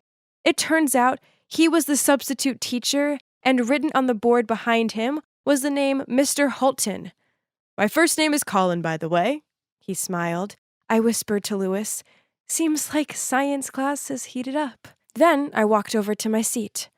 There's no way I could concentrate on the density of materials, not with the hottest teacher ever sharing the same airspace as me. I needed to find a way to get to know him and show him that I wasn't like the other girls my age. Instead, I was far more mature and self-assured than them. So, at the end of class, I walked over and asked him if he'd go over a few things with me. He gladly agreed, so I got to sit down next to him and daydreamed in the scent of his musky cologne. Physics class became my favorite. With my head in my hands, I watched him address the class. He saw me looking at him a few times, but he always quickly looked away. It's okay. I got it. He was just trying to look professional. Then, one time he asked the question, "According to Einstein, is light a partial or a wave?" I stuck my hand in the air and grinned. He looked a little flustered. "Linda?" I puckered my lips and looked straight at him. "That shirt color really suits you, sir. It brings out your eyes." Some of the other kids in class laughed, and he awkwardly fiddled with his collar. So cute! Then he coughed and said, "Linda, do you know the answer?" "Oh, what was the question again?" I stared dreamily at him. Honestly, I couldn't remember anything afterwards but his charmingly severe look. Then one afternoon, Colin asked me to stay behind after class. Result, he must have fallen for this Linda's irresistible charms. Didn't he? I shyly stood before him, and in a serious tone he said, "Linda, is everything okay with you? You seem off lately." "No, sorry, it's awful." I glumly looked down at my feet and took a few seconds to continue. "My family is so poor, and my home life is just horrible. I only have nice things because my friends lend me stuff." His gaze softened. I pretended to dab at my fake tears. "Please, don't tell anyone. I couldn't cope with the shame. It's enough just having you to talk to." I smiled at him. "Yeah, sure." He looked at me gently and said, "Anytime." Oh my. His eyes were so big and blue and, I could drown in them. He obviously liked me too. He just couldn't do anything about it yet, as he was nervous. With him being my teacher and all. But soon he'd realize that me and him were so meant to be. Like Ariana Grande and Dalton Gomez. I continued to stay behind after classes so I could talk to Colin about my make-believe terrible home life. He always listened and told me it'd be okay. He was so sweet and sensitive. Then one time, I left Colin's classroom to find Scott there, waiting for me. Ugh. I told him to go away and started walking, but he followed me. "So what? You're into old men now?" "What?" I glared at him. "Yeah, I'm not stupid. I know you like Mr. Halton. You need to snap out of that dreamland and see he's on a different level to you." Angered by this, I looked him square in the eye and snidely replied, "No, Scott, you're the one on a different level to me. About 50 levels down, to be precise." I gave the thumbs down sign. He looked wounded as he turned his back to me and started walking off. He had it coming. I walked outside to see Scott lingering around, talking to Patty and Lewis. They didn't see me, so I overheard Scott say, "She can't see how tragic she's being." "You know her. She's so stubborn. Of course, Mr. Halton doesn't like her in that way." Ahem. I faked a cough, and they all turned to look at me. I put my hand on my hip and stared them down. "Look, I'm sorry, Linda. We're just worried about you. Yeah, this fantasy of yours will hurt you. Ugh, what did they know? I rolled my eyes. For your information, Colin and I are really dating. In fact, he's taking me out tonight, so I can't hang out. I walked off the other way, knowing full well that the looks on their face would be priceless. I know Colin wasn't actually my boyfriend, yet, but I knew it would happen soon. It was written in the stars. The next day, as I walked into school, I noticed some of the other kids whispering to each other and pointing at me. Okay, weird. Maybe it was my new dress or something. I bought it because it was an exact colored match to Colin's eyes. But things got weirder in physics class, because as soon as Colin walked in, everybody started giggling. Colin looked confused and said, "Okay, what's so funny?" Then this girl, Sally, shyly muttered out, "Sir, we heard you have a new girlfriend." He raised an eyebrow. "Yes, that's correct. How do you know?" He gave a nervous laugh. "Actually, this shirt is a gift from her." I felt the entire class's eyes turn to me. Well, except for Colin's. I tried to keep my cool, but inside I was fuming. How dare some other woman steal my man and force him to wear that hideous shirt? I knew I needed to keep up the lie, so after class I walked over to Lewis and Patty and said, "How cute does Colin look in that shirt?" They both frowned at me. Then Patty replied, "So you really are dating him?" "Yep," I gave a nod. "Right." She gave a skeptical look. They all needed to realize that Colin and I were the real deal. So I bought a box of candy and cut out a heart-shaped tag saying, "Love you, honey," with my candy floss scented gel pen. I did feel kinda nervous as I walked over to him, but our love was meant to be. "Hi, Linda. Can I help you?" "I got you this." I placed the gift down on his desk. He read the note and his face fell. Then, in a firm voice, he said, "Look, Linda, this is wrong." "No," I shook my head. "I know you like me." "Linda, please, you're my student. You're just a child." "No, we're meant to be together." "You love me." "I know you do." "I don't," he said sternly. "Now please leave." He rejected me? This had to be down to his new girlfriend. She was obviously poisoning his mind, as there was no way he couldn't like me. I wasn't leaving the room until he admitted he loved me too. So, crying, I sat down on the floor and folded my arms. Right at that moment, Patty and Louise rushed into the room and helped me up. Then they stared daggers at Colin as they led me out into the corridor. Turned out they'd followed me and observed through the window. How embarrassing. Thinking quick, I blubbered out, "He's such a jerk. I devoted all of myself to him, but he's bored of me now, so he dumped me." Just like that. My friends comforted me as they told me he wouldn't get away with it. There's no way I could face Colin again just yet. So, I feigned being sick and stayed home. Only when I returned to school, he wasn't there. Then, the principal called me to their office. I walked in to see both my parents sitting there with devastated looks on their faces. Oh no. What was going on? "Sweetie, we're sorry for not protecting you more." Mom looked over at me with glassy eyes. Then the principal said, "Mr. Hulton has been fired, and the police are investigating him. Rest assured, nothing like this will happen again." Huh? Colin had been fired? Why? Then the reality hit me. It was because they thought he'd been having a relationship with me. I muttered out, "No, you've got it all wrong. Nothing happened." "Linda, I know this is difficult, but he's a bad man." It didn't matter what I said. They remained convinced that I was so manipulated by Colin that I'd say anything to clear his name. Straight after the meeting, I found Patty and Louise, and they confessed that they hated seeing me so upset, so they'd told the principal about me and Colin. I took a deep breath, then I blurted out, "But I made it up! All of it!"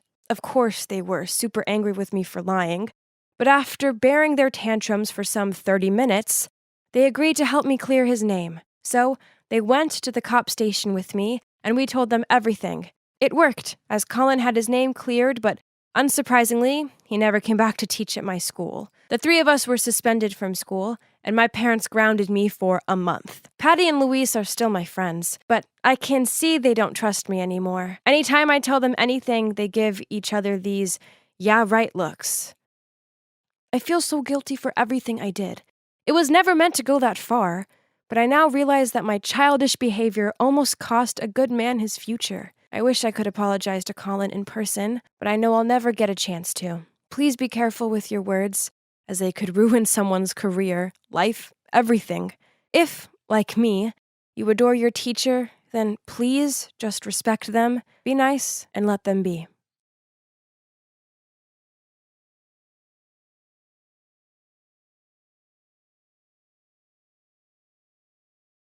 Finally, I'm out of that morbid place. Now let me tell you, sharing a cell with a dozen other noisy, stinky, grumpy dudes ain't fun. Anyway, here I am, free as a bird now. So no one's here to pick me up. Suppose I'd have to call Mom. It took me a few seconds to familiarize myself with my phone. Jeez, it'd been 4 years. It was a miracle I hadn't turned into one of those leg-cradling crazy dudes. How I ended up in there in the first place was a joke. All I did was take some stuff from 1 or 2 warehouses and sell them on. No big deal. Yo, Mom, it's your boy Cole. I'm out, and yeah, I need a lift home. I spoke the moment I heard Mom's voice. Cole, Do you have any idea what hell your actions have put your mother through? My dad was so good at overreacting, but I needed somewhere to stay, so I could handle him. But Dad, Mom, come on, I'm still your son. You have the heart to see me homeless and sleeping next to rats? There was a brief pause. Then Dad grunted, You can stay for a few weeks, but only for your mother's sake. Thanks, Dad. You're the man. Bingo. My parents were like putty in my hands. This was the life. I played video games all day, then partied all night. Then one night, I was getting ready to meet my friend Moose, when Mom told me that the pizza delivery guy was at the door. I shouted down to her, You can shout me this one, and I'll get the next. I finished getting ready, and I must say, I was looking smooth. I strode down into the kitchen and grabbed a slice of pizza. Dad was sitting there glaring at me over his report. If you can't afford to pay for items, then I suggest you don't order them. He looked at the pizza slice in my hand. Mom walked up behind him and placed her hands on his shoulders. Darling, give him some more time. He's still adjusting to outside life. Thanks, Mom. You're the greatest. I gave her a greasy pizza kiss on the cheek. Any chance you can lend me some dough? Dad shook his head and sighed, while Mom went over to her purse and passed me some money. Hey, there'd be plenty of time to get a job and be responsible. Right now, I had 4 years of lost time to make up for. Once, I borrowed Dad's car. I swear I only had a couple of beers, but the world glitched out and went all blurry. The next thing I know, I'd driven straight into the neighbor's front yard. Oops. I opened my eyes the next morning to a killer headache, so all I wanted was some black coffee and a plate full of bacon. But I got Dad's death stare instead. Just when I think you can't get any more irresponsible, you took my car without asking, drank too much, then drove into Gloria's beloved rose bushes. Chill out, Dad. I'll fix it later, I said as I raided the fridge for food. You're not the one having to pay for the damages. We've made our decision. You have 1 week to get out of our house. Now hold up. I had 0 places to go. I couldn't stay with Moose, as he was crashing in his sister's garage, and I didn't know anyone else. How could they? I gotta chill a bit, so I pulled out my phone and started scrolling through dating apps. Then I matched with this stunning blonde called Trudy. She's a little older than me, but her family is rolling in dough, and also, she has her own business. Not only that, but she's hotter than an agitated dragon. So yeah, her photos seemed a little grainy, but guess the retro trend was in. Looks like I had it both ways, love and money. I have quite a face, but since I love beer and pizza, and without any dedication for the gym, I don't have the perfect body. But I needed to keep this girl interested. So I told her I was a tall dude with an impressive six-pack, who just graduated and was on the lookout for a girl with brains as well as beauty. This girl was actually pretty easy to talk to. She sent me pictures of her latest purchases, like phones, expensive watches, and designer clothes, along with the promise that when we started dating in person, she'd buy me whatever I wanted. Result: after 4 days of face pics and my priceless conversation, Trudy was smitten, and she sent me a message saying, Cole, I haven't known you long, but I know how I feel. I love you. X. Okay, that's really fast, but yeah, I've won the lottery over here. Hey, maybe she lied about her look too. But it didn't matter. She's rich. So I replied to her, I know, babes. I feel it too. X. We immediately arranged to meet in person and decided on a yellow dress code. I looked around the park trying to spot this gold mine, but all I could see was some old lady in a yellow dress. Okay, coincident, but why is she heading my way? The closer she got toward me, the wider her grin was. Cole, right? It's me, Trudy. What? No. How come this corny, overweight, wrinkly old lady be Trudy? I was expecting the blonde beauty from the photos, not Big Bird. Once I got over the initial shock, we sat down and talked. Turns out my dream girl was in her 50s. All the descriptions and photos of her were true, but 30 years ago. She was clearly in the middle of a midlife crisis or something. You're not the same either, she sneered. You're barely taller than me. And where's the gym body? All right, fair enough. I fake smiled. Yeah, despite you looking different, I still find you very beautiful. That night, I tossed and turned. This was all so unexpected. Trudy was totally not my type. But dating her might not hurt. She was rich. And also, I had to move out tomorrow. So at least she'd pay for me. With that, I sent her a message. Babe, you're beautiful, and I want to make us official. X. The next day, I moved in with Trudy.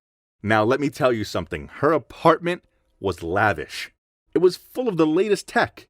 Crazy. Seeing as she was so old, she probably didn't know how to use them. She worked a lot, so most of the time I was home alone. And I was free to watch cartoons and movies, munch on potato chips, and play as many video games as I felt like. One time, I was watching a movie when the door opened. And in stepped this glary-eyed dude.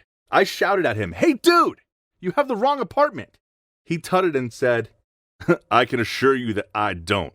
I'm Alex, Trudy's son, and you must be Cole. I would say it's a pleasure to meet my mother's gold-digging boyfriend in the flesh, but unfortunately, it's not." What? Trudy has a son? And by the looks, he's even older than me. And how dare he called me a gold digger? I suppose I was, but still, he had no right to call me it. Even worse, he refused to leave. He just sat in the kitchen and waited for his mom to return. Then he had a heated argument with her in which he referred to me as a loser and a bum. Things weren't any better with my parents either. Dad told me to be independent and get a real job, not a sugar mama. And Mom was just crying. Whatever. This was their fault for kicking me out in the first place. What did they expect me to do? Live under a bridge? Few days after I met Alex, Trudy insisted on dragging me along to his lame work launch thing. As soon as I got there, I went straight to the food. I was stuffing a mini quiche into my mouth when this girl walked up alongside me and said, "Great minds think alike." I gave her a gormless look. Then she pointed at the food. We both headed straight for the food. I laughed at that. This girl was funny. And hot. Really hot. Her name is Beatrice, and she works for that loser Alex. After that, I started seeing a lot more of this Beatrice girl, as she often popped over with Alex. And while he was arguing with his mom, usually about me, I chatted to her. That was how I found out she wasn't having it easy either. She was behind on her rent because her truant brother had stolen the money and spent it all. I felt bad for her, so I took the envelope full of cash that Trudy had given to me, and I handed it to her. Okay, so I wouldn't be able to buy anything new for a few weeks, but it was worth it just to know that she'd be okay. Truth was, I was really falling for Beatrice, but I couldn't do anything about it, as I was with Trudy, and I was relying on her handouts. Soon, things became stinky. I came out of the shower to see Trudy standing there with my phone in her hand. "How could you?" She threw it at me.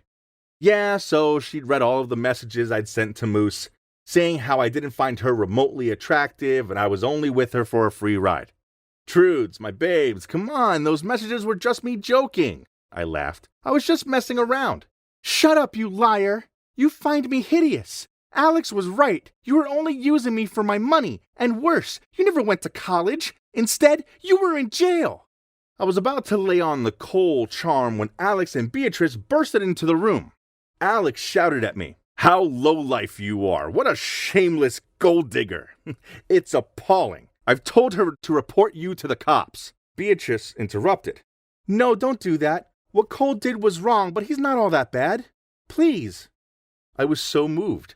Took a look around. Trudy was crying. Alex was so furious his eyes were bulging. And Beatrice, well, she just looked disappointed. I then packed my stuff and left in shame. Well, that was a few months ago, and I have a decent job now. Even though I live back at home, I pay my way, and I'm saving up to put a deposit down on my own place. I never should have used Trudy like that. She might be old, but she still has feelings, and the way I treated her wasn't right. I was undeniably a douchebag back then. All I want is to have a happy life with Beatrice. I really love her, which is why I asked her to be my girlfriend, but she rejected me. Man, it stung, but I'm not giving up. Perhaps she might give me a chance once she sees I've changed. I can't fix the past. All I can do now is improve myself and keep on rolling forward.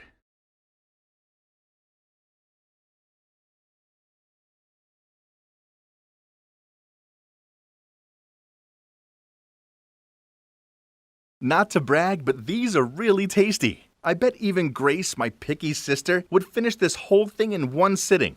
My cooking abilities were definitely up there with Michelin star chefs. I took another bite out of a fajita when I heard noises coming from the living room. Ah, Grace must be back. There she was, sprawled out on the couch, surrounded by her handbag, heels, jacket, and other stuff. Grace, we've talked about this. I can't keep on tidying up after you. I have studying to do, I said as I picked up her things. Suddenly, Grace sat up, rested her head in her hands, then looked at me with sad eyes. An uneasy feeling welled up in my heart. Oh no, what was wrong? She sighed, and as she glumly stared at the floor, she said, Easton, pack your things. We're moving out tomorrow. What? Again? I couldn't contain my shock. Why, Grace? Do you owe someone money again? Grace didn't answer, so I worriedly asked, How much do you owe this time? $7,000, she mumbled. What? $7,000? That's crazy. What did you borrow so much money for? I plopped down on the sofa in disbelief. I sat there, frantically wondering how to deal with Grace's enormous debt. Her extravagant spending habits had started after our parents passed away. I guess she was trying to numb out her grief with the latest must-have outfit. Then suddenly, she burst out laughing. Come on, bro, I'm just kidding. Huh? I gaped at her. Grace, it's not funny. For an instance there, I actually thought we'd have to elope or something. She grinned at me. If there's no debt, then why are we moving again? I followed her as she walked out of the room, took a piece of fajita and popped it in her mouth. Then she began to tell me everything. Turns out she'd found herself a sugar daddy fiancé, and we were moving in with him. I frowned at her. So what, now you're marrying some granddad? Why do you... Without letting me finish my sentence, Grace tapped my head with her knuckle. Do you seriously think a beautiful and famous model like me would marry some old man? Yet, even as a famous model, you still can't afford all of your branded goods. Then you have to keep on moving house all the time to avoid the debt collectors. I winked at Grace. She was about to hit me on the head again, but I dodged it. Ha! The next morning, there was a knock at the door, so I opened it to find a good-looking man in his mid-40s standing there. Ah, turns out he's Owen, my future brother-in-law. Before I had a chance to say anything, Grace tottered over in her heels and wrapped her arms around his neck. Honey, why are you so late? I'm so nervous. Smiling, Owen said, Darling, there's nothing to worry about. Everything's ready to welcome you and Easton. They continued coddling each other, so I quickly walked away. Seeing them like that gave me goosebumps. Ugh, cheesy. Owen drove us to his house. Well, I say house, but it was more like a royal palace. Inside there was a classic design to the place, with a luxurious style. I spotted a girl about my age sitting on the couch. Her arms were folded and she had a disgruntled look on her face. Owen looked at her and said, Vivian, why are you still sitting there? Come and welcome your stepmom and uncle. Vivian smirked and coldly replied, No thanks. I'm not in the market for a new stepmom, especially one who's barely out of high school. Then she stormed off, slamming the door behind her. Oh no, she hates me. Does she? Seeing Grace look worried, Owen, though obviously a little angry, still tried to reassure her. It's okay, she's just being a typical teenager. Give her a few days and I'm sure she'll be fine. As for me, I was a little... No, I had to admit that I was very nervous. Vivian's sharp-eyed look had made me feel uncomfortable. I mean, I think a tank full of sharks would have been more welcoming than her. Looks like my new home life wouldn't be easy. The next morning, while I was helping Grace take some pictures of her posing in the living room, for the gram, she suddenly yelled so loud that I had almost dropped the phone. Hey, take that dog out right now! Hurry up! I turned around and saw Vivian walking what looked like a white cloud across the room. Seeing that, I ran toward her and said, Vivian, please take it outside, as Grace is allergic to dog fur. Vivian rolled her eyes and replied, This is my home, and this is my dog. Then she smirked as she let go of the dog lead. Oops! Her fluffy cloud dog immediately ran over to Grace and started barking at her. Grace yelped out, grabbed the pillow, then tried using it as a shield as she continued to scream at the dog to go away. At that moment, Owen appeared from upstairs, and with an angry look on his face, he snapped at her. Vivian, get Teddy out of here right now. No, it's them who should leave, she argued, while her dog barked so hard that Grace huddled up tighter in the corner of the couch and cried nonstop. Vivian, you've been warned. If you do it again, then I'll have no choice but to find Teddy a new home, Owen shouted loudly. Vivian huffed out, then gave Grace a fierce look as she picked up the dog and walked off. Man, it was true that life here wasn't easy at all, and it was about to get a lot harder. The next day, I was rearranging my new room when I heard a loud noise coming from downstairs. I went to check it out and found Grace instructing two maids on where to hang a giant print from one of her modeling photo shoots, and laying on the ground was the picture of Vivian with Owen and her mom. Move a little right? No, a little left. Okay, Grace ordered them. I hurried over to her and asked, what are you doing? She smiled. I'm just making a few decor adjustments. It looks far more luxurious now, don't you think? Then she picked a gray vase off the table and threw it into the trash can, then placed a double swan figurine in its place. Now that's much better, she rubbed her hands together. God, I know Grace was just trying to claim her position as host, but even so, she shouldn't have taken down the picture of Vivian's mom. If she knew. At that moment, a scream interrupted my train of thought. Vivian's. Sigh. I knew it. Grace, how dare you? Vivian blushed with anger. Then Grace interrupted her. This is my house too, and I have the right to put my mark on it. It makes the room look far more modern. No, you have no right. Take down that disgusting picture and put the old one back. This is my house and your father will soon be my husband. So I can do what I please. So stop your childish strops and just accept it. Vivian resentfully picked up the family picture, then quietly took it up to her room. As a witness to it all, I have to be honest. I thought Grace was being outrageous. After all, Vivian's mother passed away not too long ago, so it was only natural to not accept the stepmother, right? But now Grace was messing things up and seemed to want to delete all of the images of Vivian's mother in this house. That wasn't cool. That evening I was reading The Theory of Everything in the garden when I felt a pat on my shoulder. I looked up to see Owen. Easton, I'm just letting you know that schools are all set up for you. You start next week. Then he added, you don't have a car yet, do you? I shall ask Vivian to give you a lift. You're in the same class anyway. Wait, what? I was actually going to the most prestigious and expensive school in the area? That's a dream come true, but I heard that all the other kids that went there were rich and influential. Could a poor guy like me adapt to the luxurious environment there? A feeling of uneasiness suddenly welled up in my heart, but then I told myself that everything would be fine. Monday morning arrived and I made sure I was ready early. I lingered around in the kitchen waiting for Vivian, but 30 minutes later, and she still hadn't appeared. I started to panic, as I didn't want to be late on my first day. That was the type of bad first impression that would stick. I was about to walk to the bus stop when I saw Vivian slowly coming down the stairs. She winced at me and said, "Oh, you're still here. I suppose you want to come with me then?" I didn't answer and just followed her to the car. As soon as I sat down, she sped away. I hadn't even fastened my seatbelt yet, which I then tried to do in a fumbled panic. Every time she pressed down on the accelerator, my heart skipped a beat. Then after some hellish 10 minutes, she stopped the car. Whew! I was still alive. But hang on, this wasn't school. I turned to Vivian and stammered to ask her, but she cut me off. "Get out of my car, and if you dare tell anyone how you know me, you will pay." Then she raised her fist to my face. Wow, she didn't have to be that aggressive. But fine, anyway. I didn't want to have anything to do with her either. As I briskly walked to school, I found myself worrying that this would be like it was in the movies, and I'd be teased for being the newbie.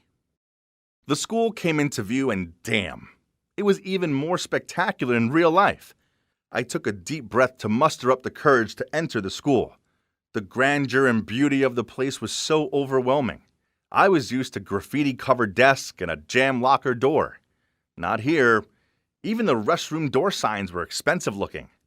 I was wandering aimlessly trying to find my classroom when suddenly, I saw this girl walk ahead and drop something. I picked it up and called after her. "Sorry, is this yours?" The girl turned around, then squeaked out, "Oh my God, thank you. You're my knight in shining armor. I can't live without my glossy lipstick." Then she started doing this odd pose. Then she pouted and flicked out her hair. Was this a rich girl thing? It was very confusing, but hey, I guess she seemed nice. I smiled at her, then turned to walk away. That's when I noticed the groups of girls in the corridor. They were all staring at me, and one of them even winked. Then I overheard some of them talking about me. One of them said, "Ooh, he's cute." And another said, "It's about time we had a new hot boy in this school." Well, girls from rich schools were weird. I know I'm quite a good-looking guy, but I'd never had girls act like this toward me before. I chuckled inwardly and went to find my class. It seemed inevitable that my school life was destined to be rather, interesting.